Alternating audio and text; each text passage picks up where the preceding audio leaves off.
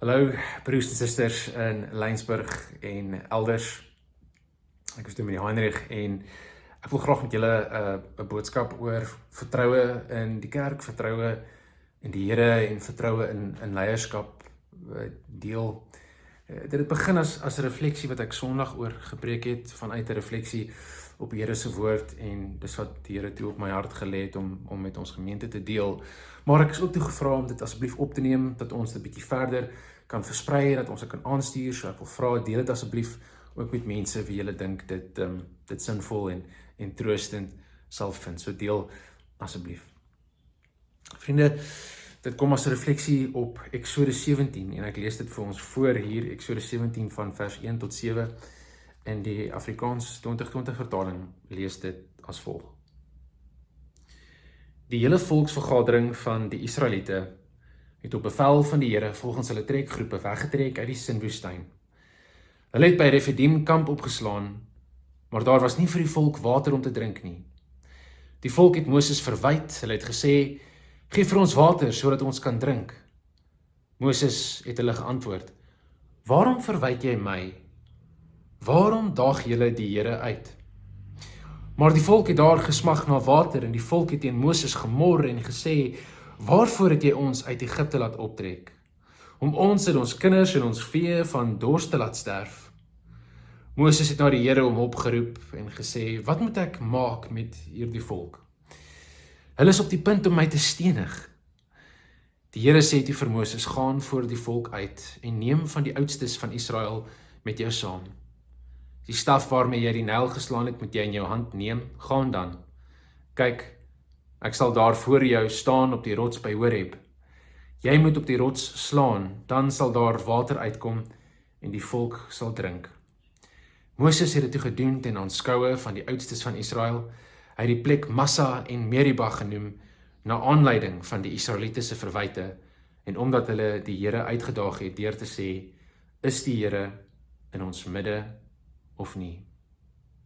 Weer daai vraag wat so sentraal staan tot hierdie vertelling. Is die Here in ons midde of nie? Daartoe vir ons vandag die woord van die Here, danksê God. Vriende, ons almal ken mense wie eintlik vertroue in die kerk verloor het. Wat so te sê bedank het uit enige betrokkenheid by 'n gemeenskap van gelowiges wat aan die einde van die dag nie meer 'n geestelike tuiste het nie, omdat hulle nie meer vertroue in so 'n geestelike tuiste het nie. En ek dink daar is so te sê 3 redes wat 'n mens soms vind vir hoekom mense dit doen, hoekom hulle hierdie vervreemding van die kerk ervaar. En die eerste is dalk het hulle verwagting gehad dat dit 'n tyd van florering moet wees, dat dit 'n tyd van herlewing moet wees, maar dat die realiteit anders lyk, dat dit 'n tyd van droogte en van dorste is. Dalk 'n tweede rede dat hulle voel dat die kerk in 'n rigting op pad is wat hulle nie meer kan saamstap nie. En dit het verskillende forme, dalk het dit te maak met hoe ons hou van aanbid. Dalk is ons plaaslike kerk een wat gekies het om met dromme te aanbid en ons verkies die orgel, of andersom. Dalk is die preekstyl by ons plaaslike gemeente nie een wat regtig vir ons aanklang hou nie. Dalk is dit nie iets wat ons van hou nie. Of dalk is dit eerder 'n uitspraak wat sommige kerklike leiers gemaak het oor sosiale sake of politieke sake of sake uit die nuus uit, en dit lyk of die leierskap in een rigting gaan en ons in 'n ander, en eintlik het ons baie maar in 'n manier van mekaar uit gegaan. Maar ek dink die derde rede is dalk die belangrikste rede hoekom mense vertroue in die Here se kerk kan verloor. En dit is wanneer die leierskap van 'n gemeente, predikante, ouderlinge, kerkraadslede, of selfs net vooraanstaande mense in die geloofsgemeenskap, wanneer hulle ons teleurstel, wanneer hulle optree op maniere wat hulle nie moet nie, wanneer daar korrupsie te voorskyn kom en ons besef dat die tipe mooi godswoorde, geloofswoorde wat mense kan praat, by tye net gebruik word as 'n masker wat voorgegooi word. 'n Masker vir die manier waarop hierdie mense hulle self verryk en waarop hulle eintlik maar net besig is om hulle ego te dien in plaas van die Here. En agter al hierdie vorms van verlies aan vertroue in die kerk en in 'n geloofsgemeenskap, dink ek lê daar een ervaring, daar's een sentrale ervaring onder dit alles. En dit is die ervaring by mense, dat vir watter ook al rede, die Here nie meer in die midde van die geloofsgemeenskap van die kerk is nie.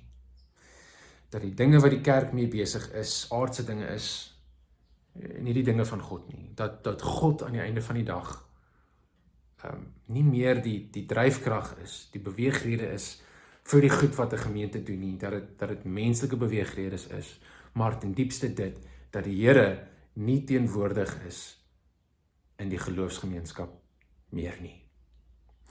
En dit is die ervaring van hierdie Hebreërs, wie Moses uit slawerny uitgevolg het en nou in die woestyn en wandel, hulle is op pad na berg Sinai of Horeb, en net beleef hierdie vrees dat die Here dalk nie meer in hulle midde is nie.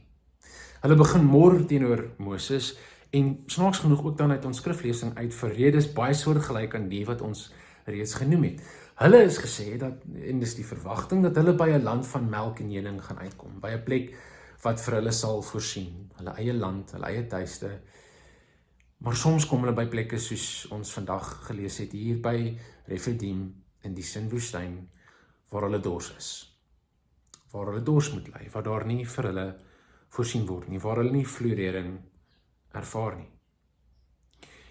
En dan begin hulle mor spesifiek teen Moses, nê?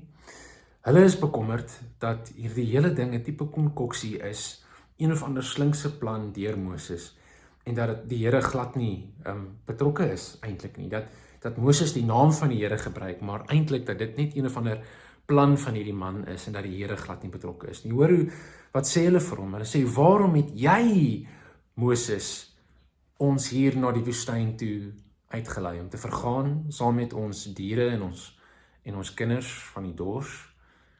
Die prentjie wat hulle het is dat die Here eintlik glad nie met hierdie besluit, met hierdie rigting, met hierdie nuwe radikale draai in hulle lewens, dat die Here glad nie daarby betrokke is nie, dat God nie teenwoordig is nie. En daarom vra hulle hierdie vraag aan die einde van ons skriflesing, is die Here dan in ons midde of nie? Want dit maak al die verskil, dit maak of ons vertroue kan hê in ons leierskap, in hierdie beweging, in hierdie geloofsgemeenskap of nie. En wat die Here doen uiteindelik is, die Here voorsien, die Here wys vir hulle, juis waar hy is, juis op watter maniere hy betrokke is. En ek wil vandag net vir ons, 3 details uitlig wat ons dalk in hierdie bekende storie soms neig om mis te kyk, juis oor hoe bekend dit is. Hierdie eerste van 2 vertellings van Moses wat met water voorsien. Die eerste detail is waar dit afspeel, hier in die Sinwoestyn, in die Sinai Peninsula. Hierdie woord wat vir rots gebruik word, wat as rots vertaal is, kan ook eintlik as berg vertaal word, en dit gaan dan eintlik oor die aankoms van die volk by Horeb. Dit gaan daaroor dat hulle aankom by die berg van die Here se openbaring, waar hy vir hulle, soos hy nou vir hulle lewegewende water verskaf, binnekort sy wet sal gee, sy wet aan hulle bekend sal maak, wat vir hulle soveel 'n bron van lewe sal wees soos water, wat vir hulle toe sal laat om saam met die Here te wandel, om in pas met God te wandel, om te lewe soos God is, en dat dit vir hulle 'n bron van lewe sal wees. Dis 'n eerste wonderlike detail wat soms misraak. 'n Tweede detail wat ek vir ons wil uithaal is ook iets wat ons dalk mis, en dit is dat Moses nie alleen gaan nie. Wanneer Moses opstaan om vir die water te gaan soek, is hy nie alleen nie. Hy roep ouderlinge, hy roep leiers uit die gemeenskap uit om saam met hom te gaan, en dis nie 'n eenvoudige ding nie, dis nie 'n klein ding om te vra nie, want die mense is so kwaad vir Moses, dat hulle bereid is om hom te stenig. Met ander woorde, die mense wie hy roep hy om saam met hom in 'n plek van gevaar in te gaan.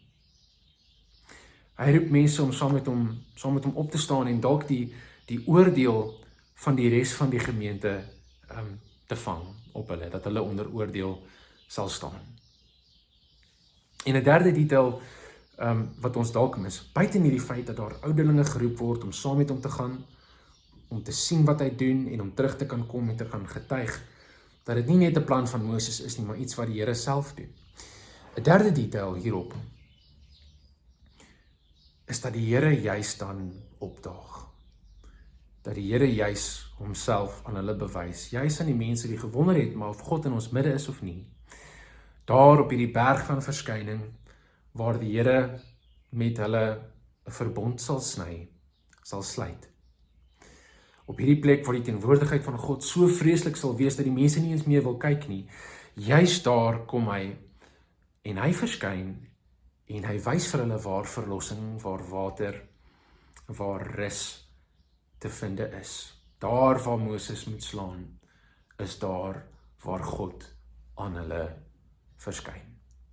Uiteindelik herinner hierdie laaste detail vir ons, eintlik gaan die verhaal glad nie oor die wonderwerk van water nie. Die wonderwerk is eintlik glad nie oor die water nie, dit gaan daaroor dat dit 'n verskyning van God is. Dat dit 'n episode is wat hulle kon herinner dat die Here werklik waar in hulle midde is. So vir enigiemand wat leierskap het in die kerk, in jou geloofsgemeenskap op een of ander vorm, of dit amptelik is, of jy predikant, of ouderling, of diaken is, of jy maar net 'n vooraanstaande is, as jy iemand is wat op een of ander manier jou Christelike geloof met jou roeping tot leierskap op een of ander front, in die kerk, in jou gesin, by jou werksplek, in jou gemeenskap, as jy dit wil trou, wil ek vir julle die volgende woord, die volgende refleksie gee. Vriende, in die eerste plek is dit so, en ons moet dit hoor, daar sal tye van droogte en van dors kom. Dit wag vir almal, een of ander tyd, waar ons sal dors agter iets aan wat ons voorsmag, maar wat ons nie in die hande kan kry nie. En gereeld in die kerk, soms is dit 'n dorste van finansies, dat ons geld nodig het om byvoorbeeld ons geboue aan die gang te hou, maar dat dit net absoluut opgedroog het, dat ons dit nie in die hande kan kry nie. Maar soms en gereeld is dit 'n ander tipe droogte ook, 'n ander tipe dorste, dalk is dit dorste na beskikbaarheid, bereidheid, bereidwilligheid by mense om te dien, 'n dorste na diens wat ons nie in die hande kan kry nie. Daar sal 'n tyd kom waar 'n mens soek na mense om te kom help met, sê maar, 'n pannekoekbak vir fondsinsameling, en waar niemand bereid sal wees nie, waar niemand hulle naam opgee nie. Dat ons dors sal wees agter diens aan vir iemand om te kom help en voorvat met kinderkraans of kategese, waar niemand opdaag nie, waar niemand bereid is om te dien in die leierskap van 'n kerk nie, waar niemand bereid is om te kom, om besluite te neem of om te beraad oor ons gemeentes nie. Sulke tye van dorste en droogte sal kom. En ek dink dit is juis in sulke tye, dit is juis in dorstye, wanneer 'n gemeenskap hulle leierskap nodig het. Dit is juis wanneer ons dors is, dat ons leiers nodig het. En dan sal dit nodig wees vir iemand ergens om op te staan. Dan sal iemand moet opstaan en vooruit gaan, saam met die leierskap van 'n gemeenskap vooruitstap. En ja, dit sal dalk gevaarlik wees, want hoë bome vang die meeste wind. Alle vorms van verantwoordelikheid het natuurlik die gevaar dat dit in 'n mens se gesig kan opblaas. As jy verantwoordelikheid neem en dinge werk nie uit soos 'n mens gehoop het nie, dan sal jy die oordeel van mense vang, en mense sal skinder en mense sal praat. Dit is die gevaar van saam met Moses vooruitgaan en verantwoordelikheid neem in 'n gemeenskap. Maar vriende, dit is vir ons die goeie nuus en die troos is wie bereid is om op te staan. Wie bereid is om te durf om verantwoordelikheid te neem, hulle sal wonders sien. Hulle sal sien waar die Here staan en vir hulle wag. Hulle sal sien waar die Here in hulle geloofsgemeenskap reeds teenwoordig is en vir hulle aandui waar verlossing te vind sal wees. Hulle sal gewaar hoe die Here op wonderbaarlike maniere vir hulle hierdie strome oopmaak en dat hulle ontvang wat hulle gemeenskap regtig nodig het. Nee, of dit is wat ons verwag het of nie, of dit is wat ons gedink het ons nodig het en of dit God se realiteit is wat ons werklik nodig het.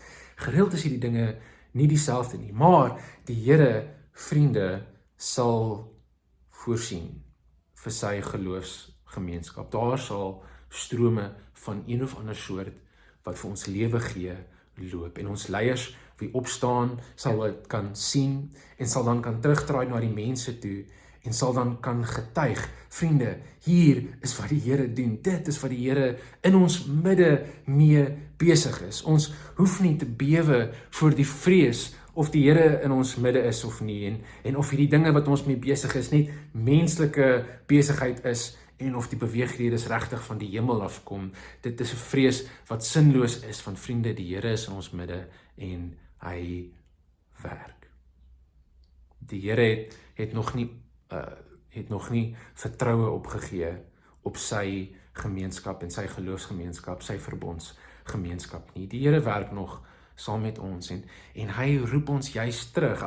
As ons vertroue geknak is, as ons vertroue bietjie seer gekry het, dan roep hierdie getuienis van leiers ons terug na 'n kerk toe wat die Here nog nie opgegee het op nie.